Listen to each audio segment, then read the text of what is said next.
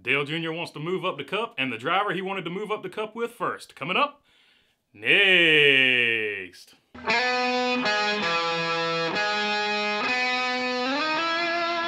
What's going on, everybody? Hope you're doing good this Tuesday. All right, Dale Jr. came out on a live edition of the Dale Jr. Download from Nashville and said JR Motorsports, he wants them to come to Cup, and they are working hard to get it done. Let's take a look at this article from the Sports Knot. This article written by Austin Koninsky. During a live the Dale Jr. Download at Nashville Superspeedway, Dale Earnhardt Jr. talked about the prospects of JR Motorsports making the jump to the NASCAR Cup Series. I was hoping that Martin Truex Jr. would want to come over and help us start our Cup team at JR Motorsports. That's coming full circle. I mean, I helped him get started, so he might as well help us get started. Obviously, that would not happen next year as Martin Truex Jr. announced his intentions to return to the number 19 car for Joe Gibbs Racing during the 2023 season, which changed the silly season landscape this year. However, is Earnhardt really going to bring the famous Xfinity Series team to the Cup Series? I wish it was that easy. We want to go. We are working our tails off trying to exhaust every opportunity. We want to go Cup racing. JR Motorsports absolutely wants to be in the Cup Series. All right, so there you have it. Confirmation of what I've been saying the whole time. Dale Jr. wanted Martin Truex to start his NASCAR Cup Series team. Obviously, that did not work out for whatever reason. Martin, you're killing me, man. You should have helped him out, dude. Come on. Anyway, that was just something I wanted to see happen. But let's take a look now at the drivers that could possibly slot in there now that Martin Truex has said he doesn't want that job. First and foremost on the list would absolutely have to be Noah Gragson. Noah Gragson is already in the JRM system. He already comes with a lot of funding behind him.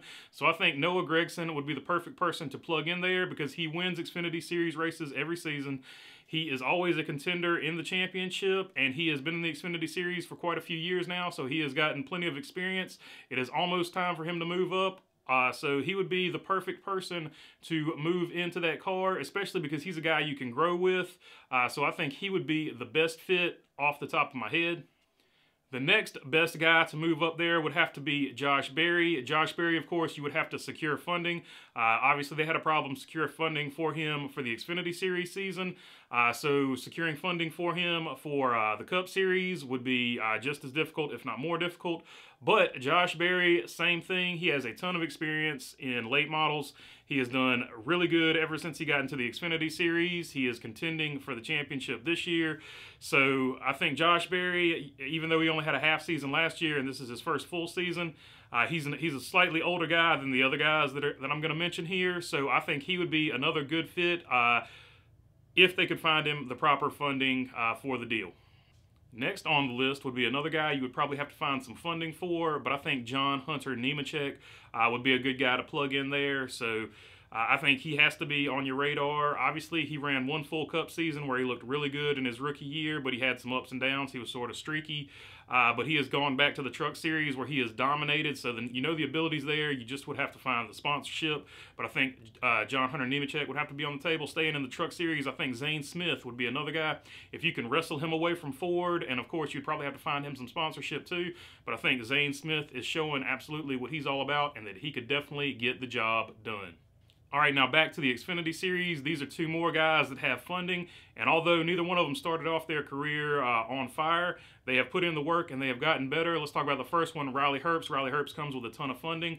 He has gotten better every season. He has been in Xfinity. He has had a slightly down year this year, but he has won races. He has shown that he can get the job done in the equipment, and like I said, he brings funding, funding being a huge issue in the Cup Series. The other guy in this situation I would stack actually a little bit higher than Riley Herbst would be Brandon Jones. Brandon Jones came into the series really green, really raw, but he has gotten so much better. He is putting in the work. He didn't listen to all the people that were detractors and had criticism for him.